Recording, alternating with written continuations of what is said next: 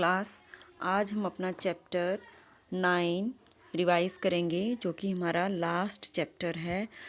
इस चैप्टर में हम जो पढ़ेंगे वो है कि इंडिया की पॉलिटिक्स में 90s के बाद क्या क्या चेंजेस आए हैं, 1990 के बाद कि किस तरीके के बदलाव रहे, कैसी कारें रही, क्या विचारधारा को लेके देश चला। ये कार्टून ही आपको दिख रहा है सबसे पहले। इसमें देखिए कैसे उतार चढ़ाव दिखाया गया है इंडियन पॉलिटी में, कि कहीं पर भी स्टेबिलिटी नहीं है। हालात कैसे हैं, कहीं पर रिजर्वेशन को लेके झगड़े हैं, प्राइसेस बढ़ गई हैं, जम्मू कश्मीर की प्रॉब्लम्स है, इधर से मंडल आयोग, मंडल कमीशन इम्प्लीमेंट होने जा रहा है। तो ये सारे हालात 1990 में पढ़ेंगे। इस चैप्टर में मेन जो हमारा है सबसे पहले कि 1990 में क्या क्या चेंजेस मेन आए। तो सबसे पहले हमारा जो ये पूरा पैराग्राफ है, इसमें क्या है कि कांग्रेस प्रणाली जिस चीज़ को हम मानते थे वो हमारी यहाँ पे ख़त्म हो गई है।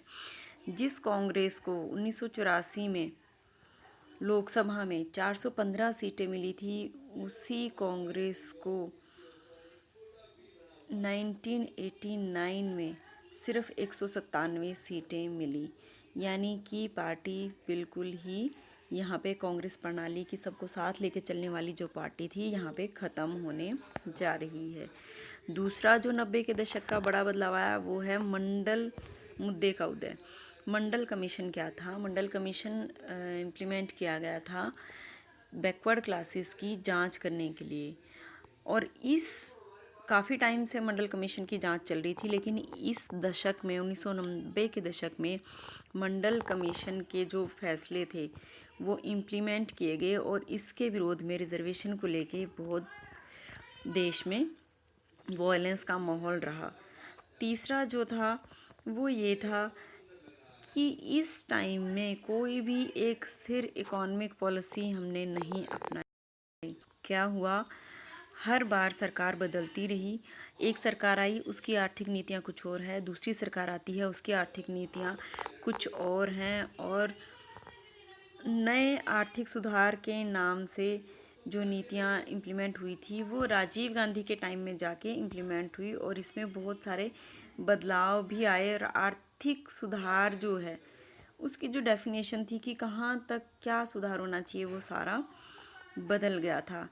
और जो हमारा लास्ट नहीं, फोर्थ जो हमारा अफेक्ट था वो क्या था कि अयोध्या विवाद।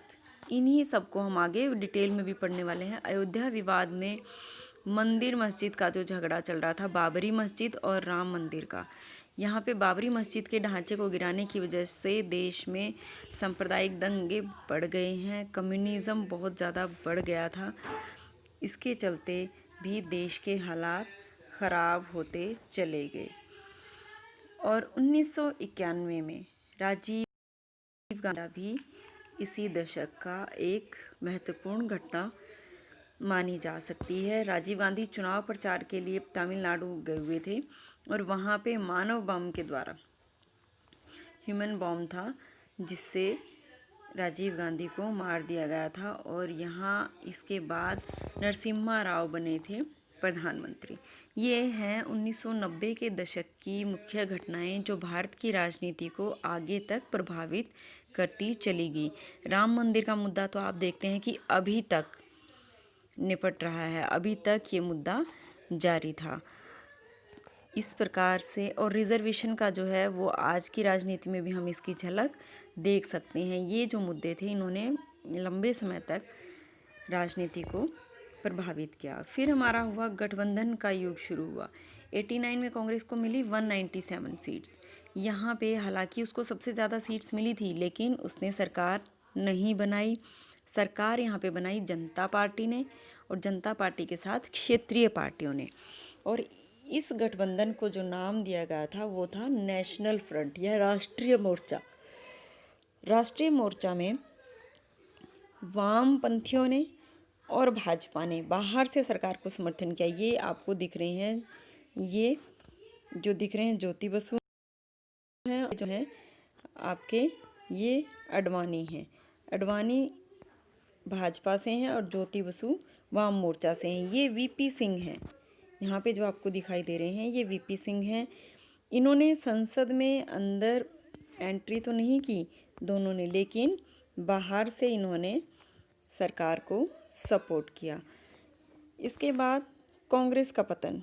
कांग्रेस का पतन जैसे कि आपको भी मैंने पीछे बताया कि कांग्रेस ने काफ़ी लंबे समय तक राज किया देश में, लेकिन 90 की जो डिकेड्स रही, 90s की जो डिकेड रही, इसमें कांग्रेस की स्थिति कम होती चली गई, लेकिन कोई ऐसी दूसरी पार्टी नहीं कांग्रेस को रिप्लेस करती या कांग्रेस की जगह लेती।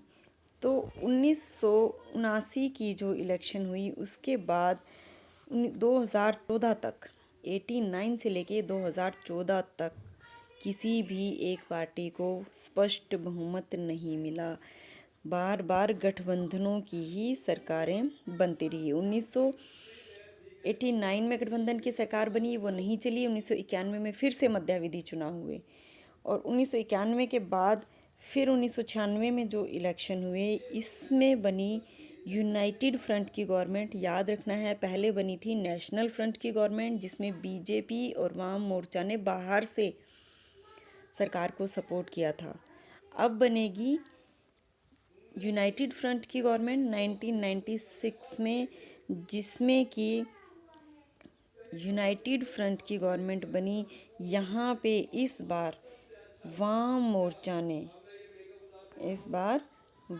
मोर्चा में कांग्रेस को समर्थन दिया। अब की बार कांग्रेस और वाम मोर्चा दोनों भी रखना चाहते हैं, लेकिन इनको भी ज़्यादा टाइम तक सफलता नहीं मिली क्योंकि ये भी मिली जुली सरकारें थी। और 1991 से लेकर 96 तक बीजेपी जो है उसने अपनी स्थिति काफ़ी मजबूत की है और अपना एक गठबंधन बनाया है, राष्ट्रीय जनतांत्रिक गठबंधन, एनडीए जिसको हम कहते हैं, या इसमें है राजग। अब 1998 में फिर से जब चुनाव हुए तो बीजेपी लीडिंग रोल में सामने आई। यहाँ पे अटल बिहारी वाजपेयी प्रधानमंत्री बने थे, लेकिन इनकी अल्पमत की सरकार थी। बाद में इन्होंने दोबारा से अक्टूबर में सत्ता हासिल की और अपना 5 साल तक का टाइम पूरा किया। यहाँ पे देखिए आप, पहले कांग्रेस की स्थिति दिखा रहे हैं कि गांधी मजबूत स्थिति में है और बीजेपी बहुत बौना दिखाया गया है। बीजेपी इतनी मजबूत स्थिति में नहीं है। अब बीजेपी गठबंधन के जरिए टॉप पर है और यहाँ पे सोनिया गांधी को दिखाया गया है जो कि इनको गिराने की कोशिश कर रही है। तो 89 से लेके 2014 तक 11 सरकारें बनी और ये सभी गठबंधन की सरकारें थी। अब 89 के बाद से क्या क्या चेंजेस आए वो नेक्स्ट लेक्चर